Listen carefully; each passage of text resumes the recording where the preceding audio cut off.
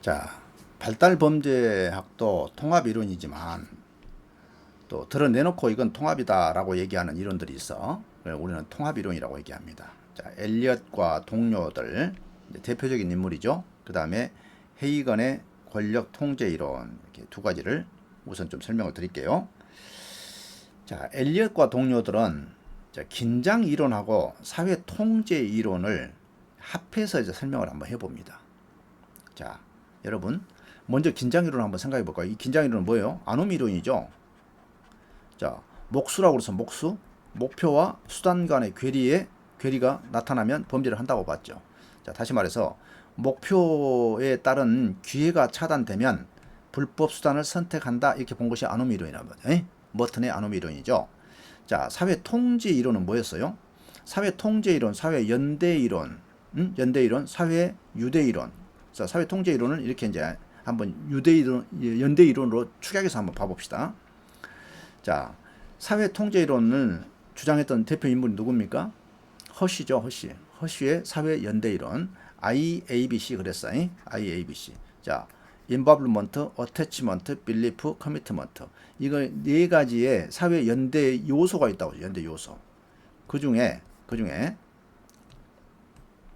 커미트먼트라고 하는 몰입이 있어요. 성공을 하기 위해서는 자, 사회 연대가 강하면 범죄를 하지 않는다고 봤잖아요. 그러니까 이 몰입을 강하게 하면 범죄를 하지 않는다고 봤어. 그런데 어떤 문제가 발생하냐면 몰입을 강하게 했는데 만약에 실패를 했다. 합격을 못했다.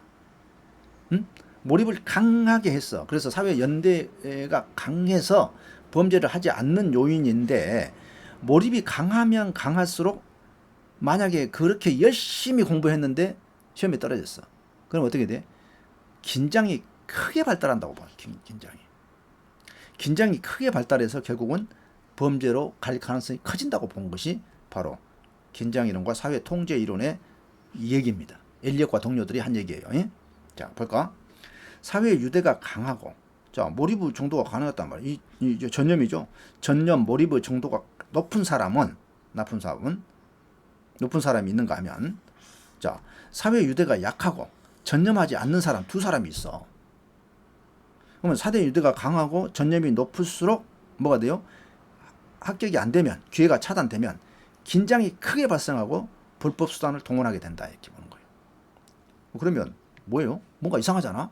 아니, 몰입이 되면 범죄를 하지 않는다고 봤는데 오히려 그 몰입으로 인해서 긴장이 더 커져가지고 범죄를 하게 된다고 보는 시각이 생겼단 말이야. 그게 통합이론이야. 그 다음에 사회 유대가 약하고 전념하지 않는 사람이 시험에 떨어졌어. 그러면 이 친구는 뭐 내가 공부 안 했으니까, 응? 내가 노력하지 않았으니까 뭐 당연한 거야, 이렇게 당연하게 받아들여. 그래서 부정적 영향도 미비하다, 이렇게 미미하다, 이렇게 이제 얘기하는 겁니다. 자, 이렇게 두 가지 사람에 대해서 설명을 했습니다. 자, 그 다음에 이제 이건 긴장 이론과 사회 통제 이론을 합한 건데, 이제 사회 통제 이론과 사회 학습 이론을 이제 합했어요. 자, 1경로와 2경로로 이제 설명을 했는데, 자, 관습 집단은 뭐예요? 관습 집단. 법을 잘 지키는 집단이죠. 자, 관습 집단과 유대가 약한 청소년은 비행 또래 집단하고 접촉하면서 범죄 학습을 하게 된다. 이것이 이제 기본적인 생각이잖아.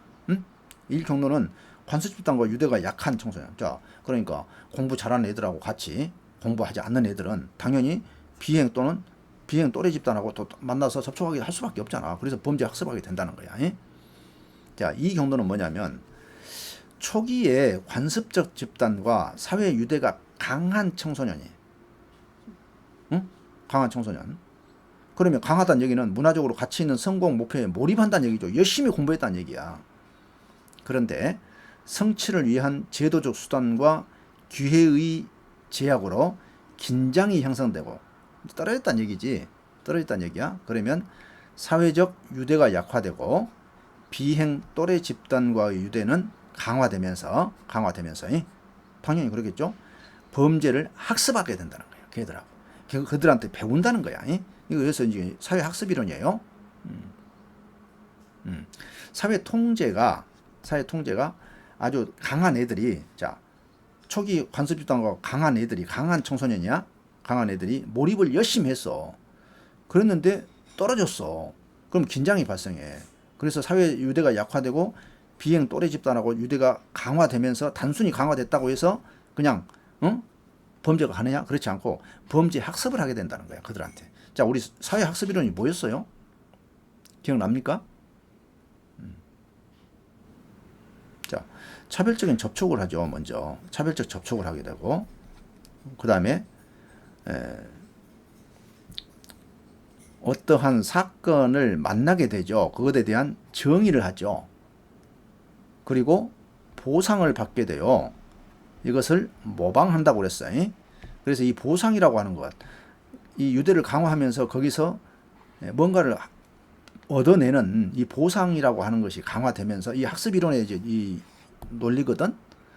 그러면서 범죄를 학습하게 된다. 이렇게 결국은 유대가 강하다고 해서 반드시 범죄 차단 요인이 되지 않는다. 이런 의미를 설명하고 있는 겁니다. 자, 엘리엇과 동료입니다. 그 다음에 헤이 총을 들었죠. 권력 통제 이론입니다. 자, 권력 통제 이론은 비판 범죄학, 다시 말해서 막스주의, 페미니스트 여성주의죠. 여기다가 사회 통제 이론을 결합했다 이런 얘기예요. 사회 연대 이론, 사회 통제 이론을 결합했다 이렇게 보시면 됩니다. 자, 사회 계급 구조 플러스 전통적 가부장제가 성별에 따른 차별적 양육을 하게 되고 이것이 결과적으로 범죄성의 차이를 가져온다는 하는 것이 헤이건의 권력 통제입니다. 이 권력이 뭐냐 했더니 이 사회적 권력도 있지만 이렇게 막스주의는 뭐예요? 결국은 자본주의 권력이라는 얘기죠. 자본주의의 지배계급, 그 다음 페미니스트, 자, 여성들의 어떤 여성주의 운동이죠. 자, 이것하고 사회 통제 이론하고 결합했다는 거예요. 자, 이걸 보면 조금 더 이제 이해가 될 거예요. 자, 가부장적인 가정은 양육 방식에서 차이가 있다는 거야. 자, 아들은 좀 더 관대하고요. 그래서 일탈 행동을 해도 그냥 아들이니까, 남자니까 이렇게 봐주고, 딸은 엄격하게 감시를 하고 통제를 해요. 그래서 비행이나 범죄에 가담할 수도 없어. 그래서 청소년 비행에서 성별 차이가 매우 크게 나타난다 이렇게 보는 거예요. 그런데 양성평등적 가정에서는 수평적 권력관계가 이루어져. 그래서 아들, 딸에 대한 감시, 통제가 차이가 없어. 결과적으로 비행과 범죄에서도 성별 차이가 없더라.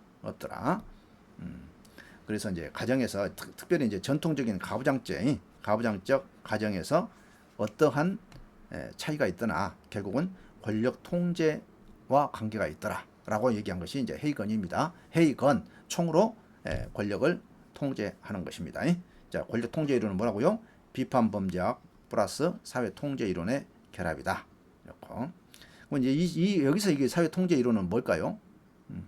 다양한 개념이죠. 다양한 개념이야. 뭔가 외적 차단 요인이 되겠죠. 외적 차단 요인. 자, 사회 계급 구조하고 전통적 가부장제가 성별에 따른 차별적 양육으로 이어지고 결과적으로 남성은 범죄를 더하게 되고 여성은 못하게 되더라. 이 차이를 얘기하고 있습니다. 그 다음에 마지막으로 콜빈과 폴리가 나와요. 콜빈. 자, 막스주의하고 사회 통제 이론을 결합합니다. 자, 노동자 계급을 세분해가지고 효과적으로 통제할 수 있는 방법을 찾아냈다 이렇게 봐요. 비판해요. 자, 차별적인 통제 방식은 부모의 양육 방식과 연관되어 있다. 자, 가난한 사람들은요, 노동자 계급은 어떤 특징을 갖고 있냐면 부모들이 강압적으로 양육하는 특성을 갖고 있어요. 그러면 이 아이들이 부모와 선생과 유대관계가 약화됩니다. 그러면 유대관계가 약화되고 낮은 성취도와 소외감이 발생하고 이로 인해서 주류사회와 단절을 겪게 되고 비행 가담성이 높아진다 이렇게 보는 거예요. 이 노동자 계급일수록 밖에서 어떤 통제를 받습니까? 강한 통제를 받아요. 그리고 그 통제를 집에서도 가부장적으로 강하게 한다니까. 그로 인해서 뭐예요? 아이들과 정서적 유대관계를 갖지를 못하게 되고 그로 인해서 유대가 약하면 뭐예요? 학교도 제대로 못하고 못 다니고 소외감을 들고 그리고 공부 잘하는 주류사회와 단절이 되고 비행에 가담하게 된다. 이런 논리를 펴니다. 자, 콜빈과 폴리.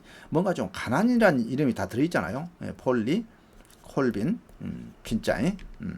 그래서 우리 사회에서는 이렇습니다. 미숙련 저임금 노동자한테는 강압적 통제 방식을 사용합니다. 뭐 숙련 너 없어도 다른 사람 대체할 수 있어 이런 얘기죠. 자, 노동조합에 가입돼 있다. 그러면 물질적 보상을 통한 통제를 합니다. 보너스 줄게 보너스. 고숙련 고임금 전문가한테는 업무적 자율성과 의사 결정 권한을 부여해요. 높은 지위를 제공하고 이렇게 해서 효율적으로 관리를 한다 이런 얘기입니다. 관리를 한다. 결과적으로 이제 콜빈과 폴리는 자본주의 문제, 자본주의 문제 이러한 것들을 가지고 자본주의에서 드러날 수 있는 문제점을 가지고 범죄 문제를 통합이론으로 이렇게 풀었다 이렇게 보시면 되겠습니다.